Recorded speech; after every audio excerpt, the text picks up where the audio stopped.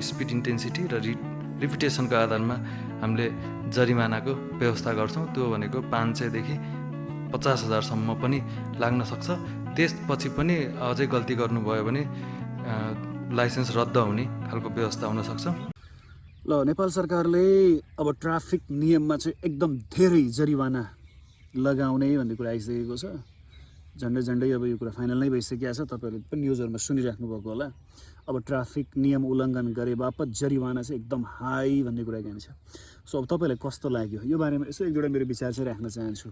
पहिलो कुरा चाहिँ ट्राफिक नियम उल्लङ्घन गरे बापत जरिवाना तिर्नु त एकदम जायज छ र सबैले जति हामी सवारी साधनहरू चलाउँछौँ हामीले आफ्नो ट्राफिक नियमलाई चाहिँ एकदम पालन गर्न जरुरी छ। र कैयौँ दुर्घटनाहरू चाहिँ ट्राफिक नियमलाई सही तरिकामा पालन नगरेको कारणले भइराखेको छ। यो हामीले देखेका छौँ, हामीले भोगेका छौँ। यो कुरा चाहिँ यसमा कुनै द्विविधा र कुनै प्रश्न छैन। तर अर्को कुरा चाहिँ के छ भनेपछि नेपाल सरकारले यति उच्च जरिवाना लगाउनुभन्दा अगाडि 50,000सम्म भन्ने कुरा गाइन्छ। सो यति उच्च जरिवाना लगाउनुभन्दा अगाडि हामी कहाँ भएका इन्फ्रास्ट्रक्चरहरू कस्तो छ यो बारेमा पनि विचार गर्ने हो कि रोडहरू कस्तो छ, साँच्चै के ट्राफिक नियम लगाउनु पर्ने खालको रोडहरू छ त। कतिपय सडकहरू गाउँघरतिरको हेर्नुहोस् त जहाँ ट्राफिक प्रहरी बसेको हुन्छ त्यो बाटोहरू कस्तो छ, त्यो ठाउँहरू कस्तो छ, त्यो मोडहरू कस्तो छ, त्यो गल्लीहरू कस्तो छ, रोड चाहिँ सरकारले कस्तो दिएको छ, संरचना कस्तो दियो त जनतालाई भन्ने कुरा पनि हो। यदि सही प्रकारको रोड छ भनेपछि हामीलाई पनि ट्राफिक नियमलाई फलो गरेर हिँड्न मन छ। तर खाल्डा खुल्डी छन्, बाटैमा पोखरी जस्ता छन्, धान रोप्न मिल्ने खालका खाल्डा खुल्डी छन्। अब त्यो हामीले त्यसलाई क्रस गरेर त्यो मेरो बाइक लिएर मैले त्यो खाल्डोमा हाल्न भन्दा त बरु ट्राफिक नियम मिचेरै भयो भने सुरक्षित बाटोबाट म जान्छु नि त। यो कुरामा माथि पनि सरकारले विचार गर्नु पर्यो। अनि अर्को कुरा चाहिँ 50,000सम्म फाइन पर्यो भनेपछि यो धेरै व्यक्तिको नेपालमा यो इन्कम नै होइन कि।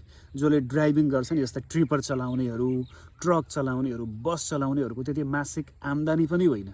सो उनीहरूले यो तिर्न पर्यो भने चाहिँ उनीहरूको माथि धेरै ठुलो भार हो। र यसले गर्दाखेरि अर्को कुरा चाहिँ भ्रष्टाचार बढाउँछ। यसै पनि ट्राफिकहरू माथि तपाईँले नै भोगेको हुनुपर्छ। बाटोमा समात्यो भने चाहिँ कतिपटक 100-200 रुपियाँ दिनुभयो भने छोडिदिन्छ ट्राफिक प्रहरीले। तपाईँ हामीले भोगेको हो, मैले पनि भोगेको छु यो कुरा चाहिँ। कति व्यक्तिहरूले इभन अटो 3 व्हिलर चलाउने व्यक्तिहरूले चाहिँ 100 रुपियाँ दियो भने पनि ट्राफिक पुलिसले मानेर मजाले छोडिदिन्छ भने डकुमेन्टहरू नहेरिकन।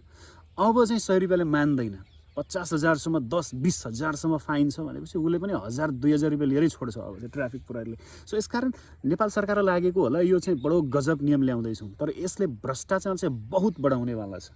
ट्राफिकहरूको गोजी, ट्राफिक प्रहरीको गोजी चाहिँ अब धनाधन भरिनेवाला छ। 100-150-200ले होइन, अब 1,000-2,000 3,000 भन्दा कममा कुराकानी नै हुँदैन। ट्राफिकहरूले त्योभन्दा कममा चाहिँ कुरा गर्दैनन् अब। अनि यसले गर्दाखेरि भ्रष्टाचार चाहिँ बढाउँछ, एकदम बढाउँछ। यो चाहिँ कन्फर्म हो। पहिले 100 रुपियाँमा कुरो मिल्थ्यो, 200मा कुरो मिल्थ्यो भने अब चाहिँ 2,000, 3,000, 4,000, 5,000 भन्दा कममा कुरो मिल्नेवाला छैन। भ्रष्टाचार रोकिँदैन। यसलाई रोक्नको लागि हाम्रो माग चाहिँ ट्राफिक प्रहरीलाई सरकारसँग अनुरोध के छ भने यदि सही नै व्यवस्था, मलाई त यो सरकारको सोच पनि थाहा छैन के सोचेर निर्णय गर्छन्। माथि बसेका यो बालन सरकारले, घन्टी सरकारले, रासोपाले भनौँ, कस्ता प्रकारका मानिसहरू हुन्, एकदम जनता मार्ने खालको निर्णयहरू लिइरहेका छन्।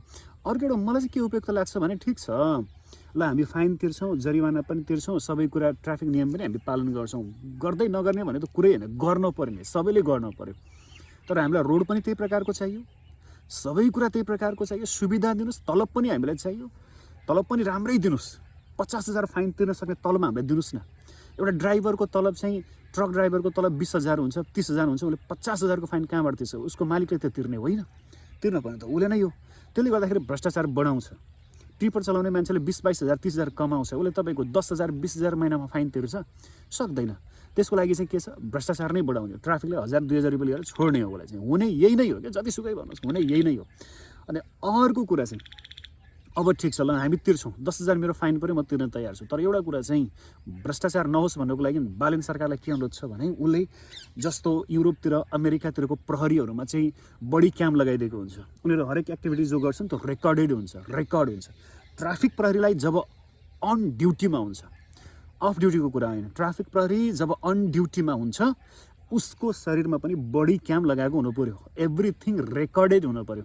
र ट्राफिक एरियामा चाहिँ हामीलाई पनि रेकर्ड गर्नको लागि कुनै प्रतिबन्धित हुन भएन।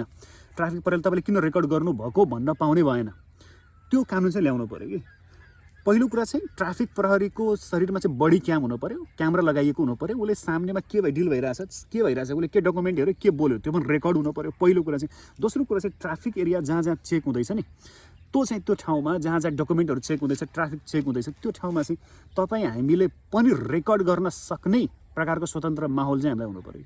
अनि बल्ल केही कुरा भन्न सकिएला, होइन भने चाहिँ अब नत्र भने ल ट्राफिक नियम पालन गर्नुहोस्, फाइन चाहिँ यति यति पर्छ, 30,000 40-50,000 भन्ने कुरो जान्छ। अब यो सरकार त एकदम भाङ खाएर गाँजा खाएर बसेर निर्णय लिन्छ नि जस्तो लाग्छ मलाई चाहिँ। निर्णय एउटा पनि गतिलो छैन, यो निर्णय त सराहनीय हुँदै होइन। अनि अर्को कुरा चाहिँ जनचेतना पनि फैलाउनुहोस् न। देशमा हेर्नुहोस् त तपाईँले अटो चालकहरू बिचरा गाउँको सामान्य मान्छेहरू हो कि, ऋण गरेर 2.5-3 लाखमा 4 लाखमा केही 2 पैसामा यही देशमा कमाउँछु भनेर उसले अटो किनेको छ। उसलाई लाइसेन्स बनाउने प्रक्रियाको बारेमा पनि थाहा छैन कि कहाँ बनाउँछ, नेपालगञ्ज गएर कसरी बनाउने। अनि अर्को कुरा त लाइसेन्स बनाउनलाई अब सहुलियत छैन। तपाईँका यति टाढा छ नि सेन्टरहरू, नेपालगञ्ज, धनगढी ठुल्ठुला सहरहरूमा मात्रै छ। यस्तो ठाउँमा लाइसेन्स बनाउनको लागि केन्द्रहरू तोकिएको छ, सहुलियत गरिदिनुहोस् न। जिल्लामा एउटा ट्राफिक कार्यालय राखिकन उसैको मातहतमा लाइसेन्स दिलाउँदा हुँदैन? त्यो भयो भने जिल्लाभरिको मान्छे आएर त्यहाँबाट सहजै लिन सक्छ। अब त्यो बिचरा अटो चलाउने मान्छेले, 3 व्हिलर चलाउने मान्छेले उसले त्यहाँ गएर कहाँ फर्म भर्ने उसलाई थाहा छैन, त्यसपछि लिखित कसरी दिने उसलाई थाहा छैन, त्यहाँ गएर फेरि ट्रायल कसरी दिने उसलाई थाहा छैन, उसलाई झन्झट लाग्छ। त्यही भएर अधिकांश जो अटो चालकहरू छन् उनीहरूसँग लाइसेन्स छैन कि, मन नभएर होइन, इच्छा नभएर होइन, कुरो चाहिँ प्रक्रिया नभएर। अर्को कुरा बिचरा लोनमा उसले गरेर त्यो अटो चलाइरहेको छ। यसो किस्ता हाल्नुपर्छ। लाइसेन्स बनाउन गयो भने 2-4 दिन उसको मिस हुन्छ, कति अप्ठ्यारो हुन्छ। सरकारले यसमा सहजता गरिदियोस् न। यसमा सरकारले के गर्न सक्छ त्यो बारेमा छानबिन गरेर, विचार गरेर, अध्ययन गरेर कसरी हामी अटो चालकहरूलाई, बाइकवालाहरूलाई चाहिँ सहजै हामी लाइसेन्स दिलाउन सक्छौँ भन्ने बारेमा विचार गर्ने कि कुना काप्चामा, बाटामा, दुर्गम ठाउँमा, जङ्गलका ठाउँमा बसेर च्याप्पै समेत फाइन तिराउने। यो भनेको के हो भने अधिकार मात्रै जमाएको हो, सरकारले आफ्नो कर्तव्य पुरा गरेको होइन। मलाई चाहिँ यस्तो लाग्छ सरकारले कर्तव्य पुरा गर्ने हो भने हामी तपाईँलाई लाइसेन्स दिलाउन सहजता पनि गर्छौँ भनेर भन्नुपर्छ, उसले त्यो पहल पनि गर्नुपर्छ। समातेर त्यो डकुमेन्ट छैन ल्या भनेर 10,000 20,000 तिराउने कर्तव्य मात्रै सरकारको होइन। वातावरण सहजता बनाउने र सहज रूपमा चाहिँ लाइसेन्स दिलाउन सक्ने वातावरण बनाउने पनि सरकारको दायित्व हो। धन्यवाद।